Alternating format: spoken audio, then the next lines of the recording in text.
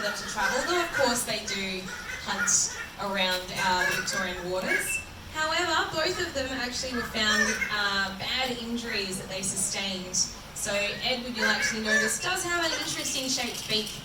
So either he was injured and that's how that occurred, or he was born like that, which has made it very hard for him to hunt. And Kim had some injuries as well. And the Marine Response Unit, which is a group of people operating out of Melbourne Zoo, just like Mel and Nigel, our keepers. Marine Response Unit actually found them, rescued them, spent months rehabilitating them, and we've been able to give them a home here. So they're what we call a rescue animal. When an animal is too injured, their injuries are life-threatening, and the trauma means they can no longer survive in the wild. But as you can see, they are fitting into life pretty well here. They understand what certain noises mean, and they certainly understand that silver bucket means food. So the silver bucket is what we feed our penguins out of. They all receive lots of fish per day, and we do a feeding in the morning and a feeding at this time. During breeding season, we'll actually do an extra feed in the middle of the day to help supplement the fact that they're able to not only feed themselves, but also others as well. However, it's not breeding season, it's the second that happens after that, and it's called molting season. So molting season is actually something that's probably one of my favourite times of year, when the penguins do really, really healthy. So Kim and Edward just finished going through theirs, and our little penguins, some of them are just about to finish going through theirs. And you can see the fluffiness is just new to the penguins coming through. We have to, Look. they're feeding them. Once a year. And that's because they're Just want to have a little look quickly.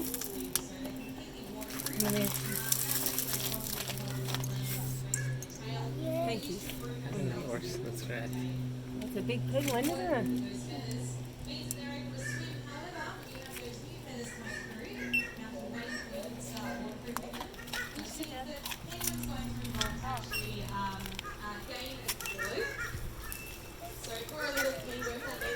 Double in size, and that's to help them basically cope with the fact that they can't hunt for a couple of weeks.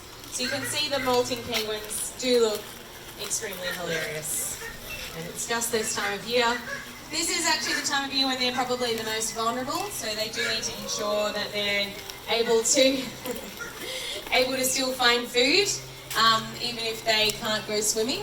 And so that's where that extra weight comes in. It actually allows them to live off and store that fat, and then they can cope with not being able to hunt for a couple of weeks. Now, little penguins are found, I mentioned where few little penguins are from, but little penguins are actually found along the coast of Victoria, South Australia and Western Australia down the bottom, as well as the top coast of New Zealand. They are the smallest species of penguin that exist. And they certainly have, I think, out of all the penguins I've ever heard, probably the cutest noise. So they're only about 30 centimetres from beak to tip. Very, very sweet animal. They live in groups just like this, little colonies, and keep each other safe at night. Go out during the day, a little bit every penguin for themselves, and they can dive up to 140 times in a day in their search for fish. So even though for some animals they are quite a tasty prey, for many, many fish out there they are quite a fearsome predator.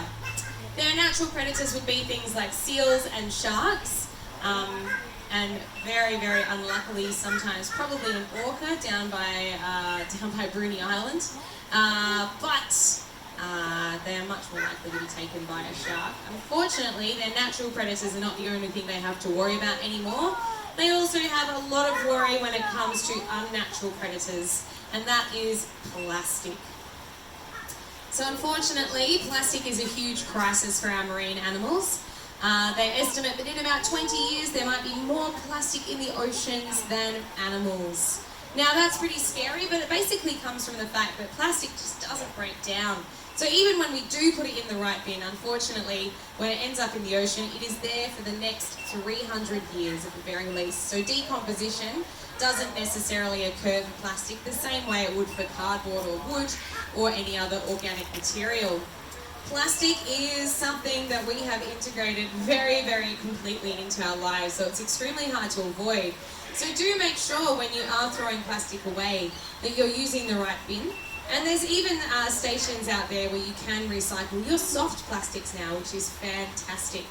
But it's not about just recycling and using the right bin for plastic. It's actually about trying to reduce how much we use it in the first place.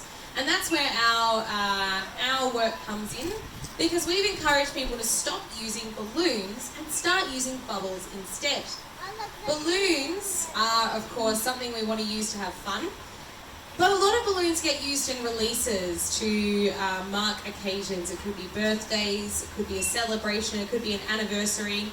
And unfortunately, those balloons, as they get released into the air, of course they are very beautiful, but they're also very beautiful litter, because all those balloons have to go somewhere, and the wind leads them toward the ocean.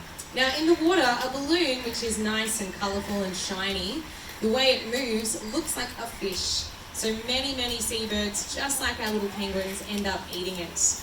And unfortunately, if that piece of plastic doesn't hurt the little penguin itself, it could go on to hurt their chick, because we know that penguins do, of course, regurgitate food into the mouths of their young. So balloons are identified as a really big cause of this issue, and part of the reason why is because we do end up releasing them into the air because they look so pretty. So we're actually deliberately throwing them away in the wrong spot. So I do encourage you from now on, instead of using balloons at your outdoor event, try using bubbles instead, because bubbles actually disappear. Now, we've had over 155,000 Victorians sign their name to a promise to use bubbles, not balloons, at their next outdoor event. And you can do the very same today. I promise it's not spam, it's actually just a pledge, not just to us, but to yourselves, and of course, to the animals affected by this, little penguins. We do have a lot of work to do for our beaches, so I do encourage you, if you see any plastic rubbish on the beach, to pick it up and put it in the bins provided there. You'll also notice we do have a lot of seal the loop bins stationed around many, many places in Victoria. And these bins are actually made of recycled plastic as well.